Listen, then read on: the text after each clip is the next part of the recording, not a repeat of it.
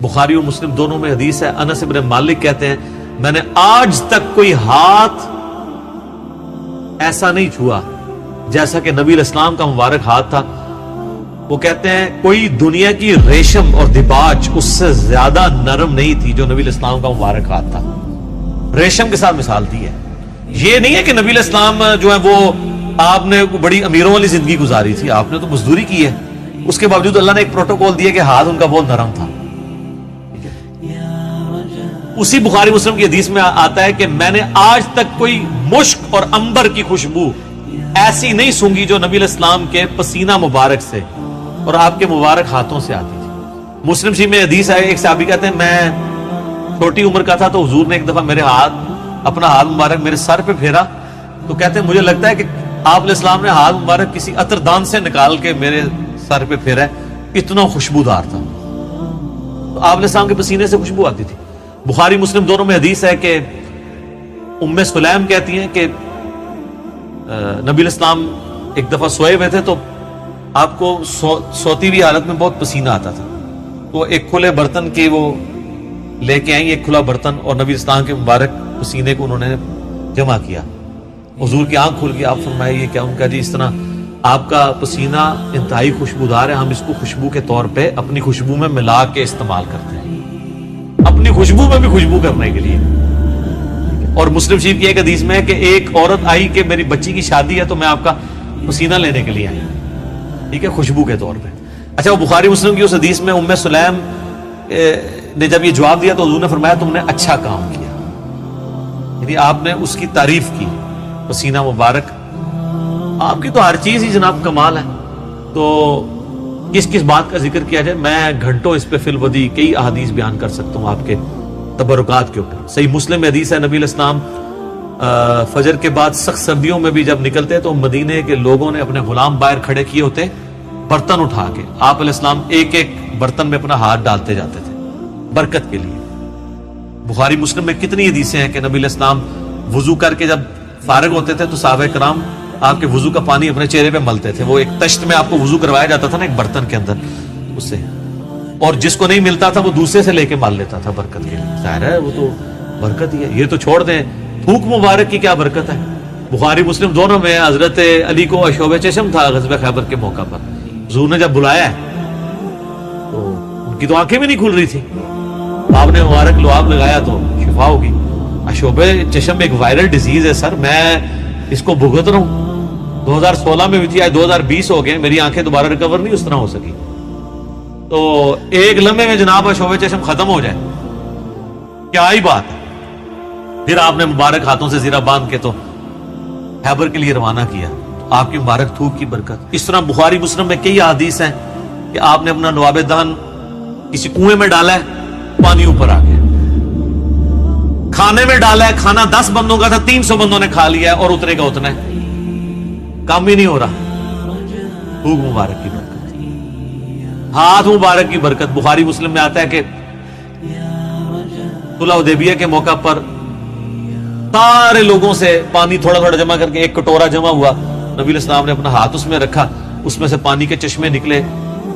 1500 صحابہ نے، جابر بن عبداللہ کہتے ہیں، وضو کیا، پانی پیا، جانوروں کو پلا لیا اور اپنے مشکیزیں بھی بھر لی. تو تابعی کہتے ہیں کہ وہ پانی کتنا تھا؟ انہوں نے کہا وہ دیکھنے کو تو ایک کٹورا تھا لیکن حضور کی انگلیوں سے جو چشمے نکل رہے تھے نا، وہ پانی اتنا زیادہ تھا کہ 1,00,000 بھی ہم ہوتے نا، وہ پانی 1,00,000 کو بھی کفایت کرتا تھا. تو آپ کے مبارک ہاتھوں کی برکت تھی. صحیح بخاری میں آتا ہے ایک صحابی کی پنڈلی ٹوٹ گئی، نبی علیہ السلام فرمایا ٹانگ سیدھی کر، اپنا ہاتھ پھیرا. وہ کہتے ہیں اللہ کی قسم اس طرح ہوگی کبھی ٹوٹی نہیں تھی. حالانکہ سر پنڈلی ٹوٹ جائے نا، اس کا کیورنگ پیریڈ 6 سے 8 ہفتے ہے اور سالوں اس کی احتیاط چلتی ہے، آپ دوبارہ نہیں وہ باندھ سکتے. اور صحابی کہتے ہیں مجھے یاد بھی نہیں ٹوٹی تھی. معجزہ. بخاری مسلم میں آتا ہے کہ ایک شخص نے جمعے کے خطبے کے دوران کہا یا رسول اللہ مویشی علاقوں کے دعا کریں بارش کے لیے. دعا کی، اسی ٹائم بارش شروع ہوئی، اگلے جمعے تک جاری رہی. اگلے جمعے وہی بندہ کھڑا ہو گیا کہ ہمارے گھر جو ہیں وہ اب پانی ان میں ٹپکنے لگا. آپ بس یہ دعا کریں کہ زمینوں پہ سائڈ پہ ہو، گھروں پہ نہ ہو. تو بخاری مسلم کے الفاظ ہیں، آپ نے یہ انگلی سے بادلوں کو اشارے کیے. سر اب جن صحابہ نے یہ منظر دیکھا ہوا تھا صحیح بخاری میں آتا ہے، ابن مسعود کہتے ہیں ہم حضور کے ساتھ کھانا کھاتے تھے، ہم اس کھانے کے نوالوں میں سے تسبیح کی آواز سنتے تھے. یہ تو برکات آپ کی تھی. جابر بن عبداللہ کہتے ہیں، مسلم شریف میں حدیث ہے کہ ایک سفر کے دوران حضور نے مجھے کہا ان 2 درختوں کو کہ اللہ کے نبی کہہ رہے ہیں مل جاؤ، میں نے رفع حاجت کرنی ہے. وہ جڑوں سمیت اکھڑ کے اکٹھے ہوئے. کہتے ہیں میں نے حضور کو پانی دیا، آپ سنجا کر کے فارغ ہوئے، آپ نے یوں انگلی سے اشارہ کیا، واپس اپنی جگہ پہ چلے گئے. یہ چیز صحابہ کرام کے ایمان کو بڑے اوپر کے لیول پہ لے جاتی تھی. اور یہ تو نبی الاسلام کے ڈائریکٹ تبرکات ہیں. آپ کے بال مبارک جو آپ سے ٹوٹ کے الگ ہو چکے ہیں، ان کی برکات بھی آپ سنیں. صحیح بخاری میں آتا ہے کہ ام سلمہ نے حضور کے چند بال نکالے ایک ڈبیا میں سے. صحابہ ملاقات کے لیے گئے ام المومنین سے، ان کا یہ حضور کے بال ہیں، اور جب بھی کوئی بیمار ہوتا ہے تو محلے میں سے مجھے پانی کا برتن بھیج دیتا ہے، ہم اس میں گھول کے دیتے ہیں، شفا ہو جاتی ہے حضور کی وفات کے بعد. اور بال مبارک تو پھر بھی جسم کا حصہ ہے، کرتا مبارک تو جسم کا حصہ بھی نہیں ہے، یہ تو الگ سے ایک چیز ہے نا. صحیح مسلم میں ہے کہ سروانی تیالسی جبہ اسما بنت ابی بکر نے حضرت عائشہ کی بڑی بہن نے نکالا اور کہا یہ رسول اللہ کا کرتا ہے، جس کے اوپر یہاں پہ گوٹ بھی لگی ہوئی تھی، کالے کلر کا تھا. بائی چانس آج میں نے بھی کالا کپڑے پہنے، یہ سنت ہے. تو وہ کہتی ہیں کہ حضرت عائشہ کی وفات کے وقت میں نے اپنی بہن سے یہ کرتا لے لیا اور حضور اسے پہنتے تھے، اور ہم اس کا دھون مریضوں کو شفا کے لیے دیتے. یہ ساری آپ کی برکات ہے. آپ علیہ السلام ایز اے اسپیشیز انسان ضرور تھے، مرتبے میں اور کوالٹیز میں کوئی انسان ان کے برابر نہیں تھا. بخاری مسلم میں آتا ہے کہ آپ علیہ السلام پیٹھ کے پیچھے بھی دیکھ لیتے تھے. آپ نے فرمایا، بخاری مسلم کے الفاظ ہے کہ اپنی صفیں سیدھی رکھا کرو اور نماز خشوع خضوع سے پڑھا کرو، اللہ کی قسم میں اپنے پیٹھ کے پیچھے سے بھی تمہیں دیکھ رہا ہوتا ہوں. یعنی حضور علیہ السلام کو پیچھے بھی نظر آتا تھا آنکھ کے بغیر. یہ معجزہ ہے. یہ اللہ نے آپ کی اسپیشل پروٹیکشن کی ہوئی تھی، آپ پہ وہ پیچھے سے بھی حملہ نہیں کر سکتا تھا. آپ ہر طرف 360 ڈگری کا آپ کو ویژن ہر وقت نظر آتا تھا. یہ آپ کا معجزہ تھا. بخاری مسلم میں الفاظ ہیں، وہ کسوف کی نماز آپ نے پڑھائی سورج گرہن کی، آج بھی میرا لگا ہوا تھا یہ 1-2 دن چلنا ہے. تو کسوف کی نماز پڑھائی تو آپ نے نماز کے دوران کچھ قدم آگے کیے، پھر یوں ہاتھ بڑھایا، پھر واپس کھینچ لیا. صحابہ نے کہا یا رسول اللہ، آج آپ کو ایک عمل ایسا کرتے دیکھیں جو پہلے نہیں کرتے.